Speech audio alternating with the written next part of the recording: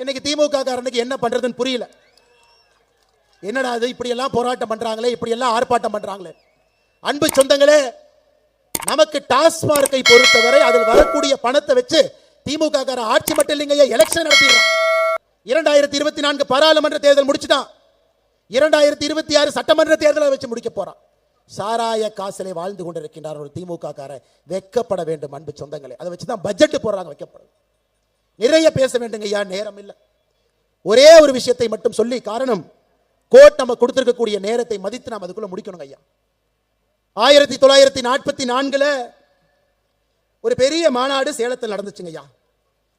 என்ன மாநாடுனாங்க ஐயா? நீதி கட்சியை மீட்டெடுக்கக்கூடிய மாநாடு. நீதி கட்சி ஆட்சியிலிருந்து வெளியே வந்துட்டாங்க.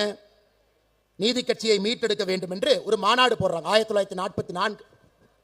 அந்த மாநாடு சேலத்தில் கியாபே விஸ்வநாதன் பிள்ளை ஐயா இருக்கிறாங்க, பெரியார் ஐயா இருக்கிறாங்க, அண்ணாதுரை ஐயா இருக்கிறாங்க, சவுந்தரபாண்டிய நாடார் ஐயா இருக்கிறாங்க, நாவலர் சோமசுந்தர பாரதி ஐயா இருக்கிறாங்க, அண்ணல் தங்கோ ஐயா இருக்கிறாங்க. பெரிய தலைவர்கள் இருக்கிறாங்க. மாநாட்டில் எல்லாம் சேர்ந்து ஒரு பேர் வைக்கிறாங்க. புதுசா ஒரு கட்சி ஆரம்பிப்போம், நாம் நீதி கட்சியை மீட்டெடுக்க வேண்டும், புதுசா ஒரு கட்சி ஆரம்பிப்போம். அந்த கட்சிக்கு அவங்க வச்ச பேரு தமிழர் கழகம். அதான் பேர். பெரியார் ஐயா சொல்றார், ஏன்பா தமிழர் கழகம் பேர் வச்சுட்டா நாமெல்லாம் சட்டி தூக்கிட்டு போக வேண்டியதான், திராவிட கழகம் அப்பதான் நாம் அரசியல் பண்ண முடியும். 1944 சேலத்தில் மீட்டிங் போட்டு கியாபே விஸ்வநாதன் ஐயா உறுதியா சொல்றாங்க, இது தமிழர் கழகம் என்கின்ற பெயர் வைக்கணும். சவுந்தரபாண்டிய நாடார் ஐயா சொல்றாங்க, தமிழர் கழகம் என்கின்ற பெயர் வைக்கணும். நாவலர் சோமசுந்தர பாரதி ஐயா சொல்றாங்க, தமிழர் கழகம் என்கின்ற பெயர் வைக்கணும். அண்ணல் தங்கோ ஐயா சொல்றாங்க, தமிழர் கழகம் என்கின்ற பெயர் வைக்கணும். இரண்டே பேர் மட்டும்தான் அந்த கூட்டத்தில் பேசுறாங்க. தமிழர் கழகம் என்கின்ற பெயர் வேண்டாம், திராவிடர் கழகம் என்கின்ற பெயர் வைப்போம். ஒன்று பெரியார் அவர்கள், இன்னொருத்தர் பேரறிஞர் அண்ணா அவர்கள். இதெல்லாம் சரித்திரங்க ஐயா, இதெல்லாம் சரித்திரம். அதனால இவர்களுக்கு வேண்டும் என்றால் திராவிடம் பாங்க, இவங்களுக்கு வேண்டாம் என்றால் தமிழ் என்பார்கள். திமுக இருக்கக்கூடிய ஒரு தலைவனுக்கு சொல்லிக்கொள்ள விரும்புறேன், நீ ரோட்ல அந்த பக்கம் நில்லு, இந்த பக்கம் நில்லு, சென்ட்ரல் நின்னா லாரி அடிச்சு செத்தே போயிடும். சிஎம் எல்லாம் கூப்பிடுறப்ப திராவிட இனம், ஆனா மொழி சொல்லி கொடுக்கும் பொழுது தமிழர் இனம். இந்த டிராமாவை நாம் பார்த்துக்கிட்டே இருக்கிறோம். அன்பு சொந்தங்களே, இதையெல்லாம் வருகின்ற காலத்தில் நிறைய பேசுவாங்க ஐயா. அதற்கு உங்களுடைய கடுமையான உழைப்பு தேவைப்படுகிறது.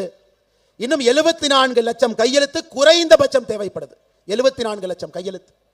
கடுமையாக எல்லா சொந்தங்களையும் பார்த்து இந்த கையெழுத்து இயக்கத்தை மாபெரும் ஒரு வெற்றி இயக்கமாக நீங்கள் மாற்றி காட்டி, தமிழகத்தில் தேசிய கல்விக் கொள்கை நம்முடைய பொன்னார் ஐயா சொன்னாங்க, பாராளுமன்றத்தில் உள்துறை அமைச்சர் ஐயா சொன்னாங்க, தேசிய ஜனநாயக கூட்டணியுடைய ஆட்சி வரும் பொழுது சமக்கல்வி, அரசு பள்ளியில தனியார் பள்ளியில சமக்கல்வி தான் வரத்தாங்க ஐயா. போது நாம ஆட்சிக்கு வந்ததுக்கு அப்புறம் தனியார் பள்ளிக்கு நம்ம அனுமதியே கொடுக்க போறது இல்லை. எதுக்கு தனியார் பள்ளிக்கு அனுமதி கொடுக்கும்? 5 லட்சம் 10 லட்சம் காசு வாங்குறக்கா? அரசு பள்ளியை மேம்படுத்தி ஒரு பள்ளியும் PM ஸ்ரீ பள்ளியாக மாற்றி, எப்படி அக்கா தமிழிசை சவுந்தரராஜன் அவர்கள் புதுச்சேரி ஆளுநராக இருந்த பொழுது ஒரே ஒரு கையெழுத்தை போட்டு எல்லா அரசு பள்ளியும் புதுச்சேரியில ஒரே நாளில் CBSE பள்ளியாக மாற்றி காட்டிட்டாங்க. ஒரே கையெழுத்து, ஒரே இரவு, அடுத்த நாள் காலையில் புதுச்சேரியினுடைய அரசு பள்ளி எல்லாம் CBSE பள்ளி. அந்த தரத்தை கொடுக்கிறோம். நாமும் அதை செய்வோம். இந்த அற்புதமான பொதுக்கூட்டத்திற்கு வந்திருக்கக்கூடிய எல்லா அன்பு சொந்தங்களுக்கும் பொறுமையாக 4 மணியிலிருந்து அமர்ந்து எல்லா தலைவர்கள் பேசுவதையும் கேட்டு அமைதியாக நீங்கள் இல்லம் திரும்பணும். பாதுகாப்பா இல்லம் திரும்பணும். கடினமாக உழைக்கணும். தேசிய கல்விக் கொள்கையை பட்டி தொட்டி எல்லாம் நீங்க எடுத்துட்டு போகணும். இன்னும் 74 லட்சம் குறைந்தபட்ச கையெழுத்தை நீங்க வாங்கணும். கடுமையாக உழைக்க வேண்டும் என்று சொல்லி அந்த 92 வீர மங்கையர்களுக்கும் இந்த நேரத்தில் சிரம் தாழ்ந்து வணங்கி என்னுடைய வாழ்த்துக்களையும் நன்றிகளையும் இந்த நேரத்தில் தெரிவித்துக் கொள்கின்றேன். நன்றி, வணக்கம். பாரத் மாதா கி, பாரத் மாதா கி, பாரத அன்னையின் புகழ்.